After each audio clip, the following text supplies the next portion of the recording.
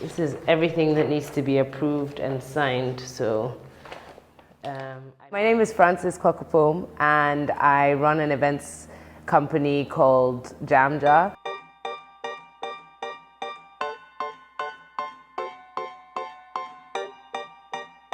As much as it's an events company, it has definitely evolved into more than an events company. It's more of a project management and creative solutions company. That's sort of how we're phrasing it these days. I set up Jam Jar in 2013, and so next year will be 10 years that I have been doing this.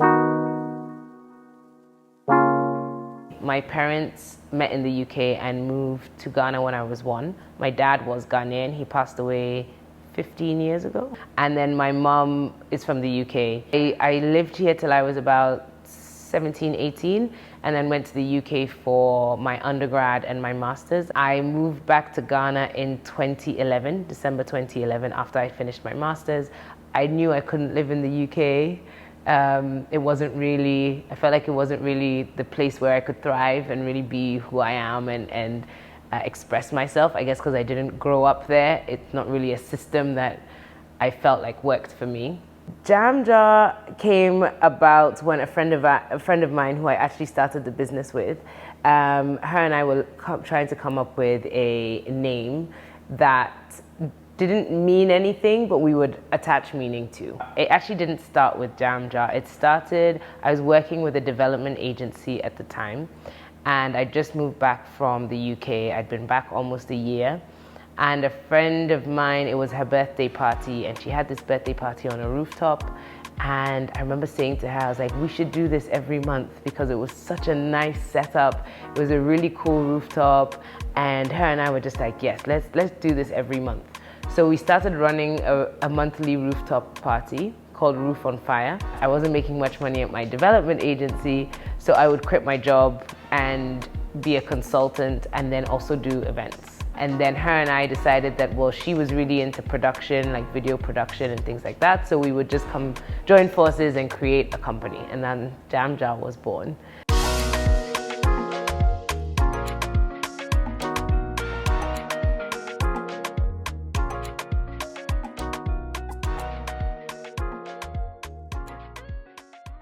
One of my first goals when we were working as an events company was to work across the continent. I really started to notice that corporate companies were interested in us, and we were really focused on corporate companies and building that gap between the US, the UK, and Europe and other parts of the world to Africa. And now we've worked in 15 countries on the continent in Africa.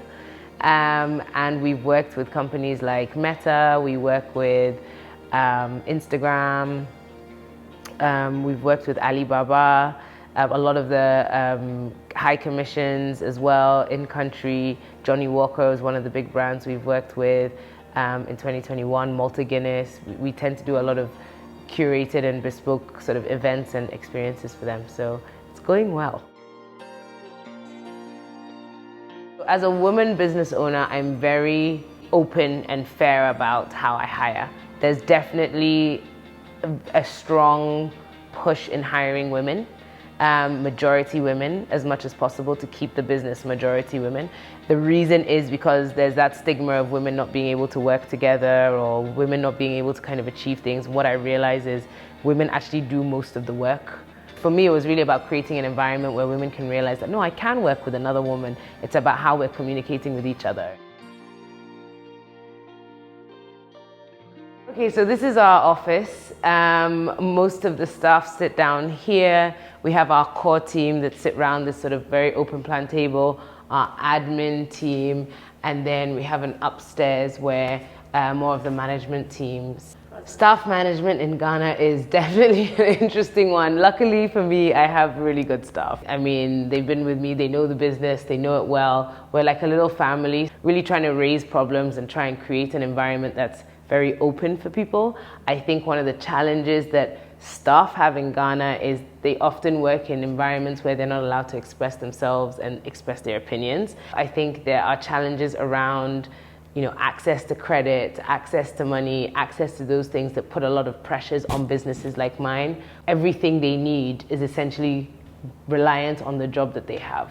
You know, if something goes wrong, or like in terms of in their family, they haven't got anyone to sort of rely on other than from a money perspective, other than you as the business. So that can be quite challenging because you manage that and there's extra requests and little things. Whereas if we had a system that was more encouraging to credit or access to loans or things like that, it would probably help people a lot. Interestingly, I think Ghana is an interesting place to be a woman in business because I feel like Ghanaians are used to women doing business.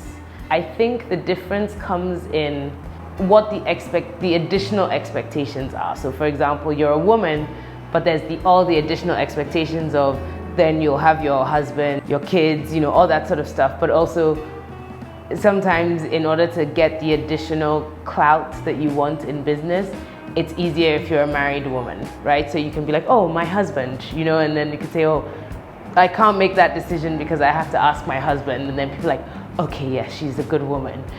Some of the challenges are men sometimes not always taking you seriously, but sometimes they're just like, okay, yeah, she's a woman, she's in events.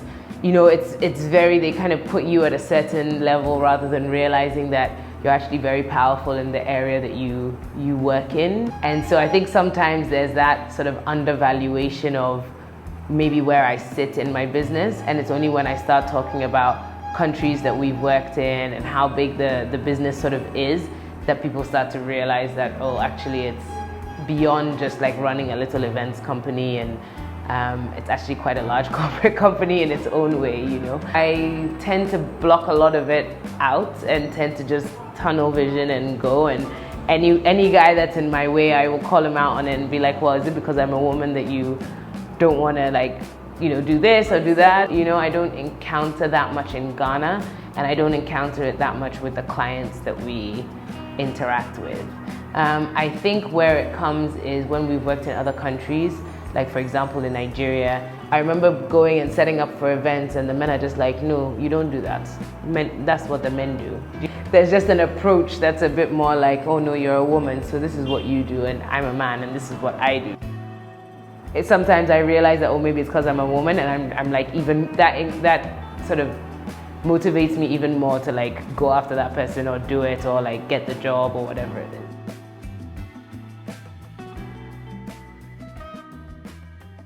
So as part of sort of working in events, I realized how many people there were that I was meeting, how many of my friends were doing incredible things. So I decided to start a podcast. It's called the Pallava Podcast. This is the Pallava Podcast by me, Francis Clockerfoom. I am the founder of Jamja, a creative agency based in Accra. Through my work across Africa, I have met so many people and realized how important it is to connect and share our experiences with each other. Pallava brings the stories people don't hear to life, continuing the tradition of storytelling through conversation. My guests and I will be talking about working, traveling, living, and loving in Africa. Sit back and enjoy the Pallava. The goal was really because I realized that I was waiting for like CNN and BBC to come and cover my story, and so many of my friends who are doing amazing things, no one is covering their story either. So I wanted to really document that for just historical purposes, but also just out of interest for people. And I think that's really the goal of the podcast. So I think if you're wanting to start a business in Ghana, it's really making sure, and I always say to people, it's making sure that you've got really good foundation, like support, not in terms of cash or money. I mean, I think the cash will come if you want to do things. You can't always find all the money for what it is you want to do. So I always think that it's, you know, work a job. If you can work it as a side hustle until the moment that you can quit, then you quit. Make sure you've got at least a roof over your head and know where you're going to eat, because starting a business, you'll be broke. If it's goods and sales, sometimes it's a lot easier. But if it's services based, you're convincing people that they need to use you and that you are better than someone else. And that can take a lot of time. And especially within the events industry, now there's a market for events. People understand the value of an event planner. But when I started, people didn't really know why I was charging what I was charging as an event planner, because they're like, you're just an event planner. You know, they didn't understand the value and the work that goes into that.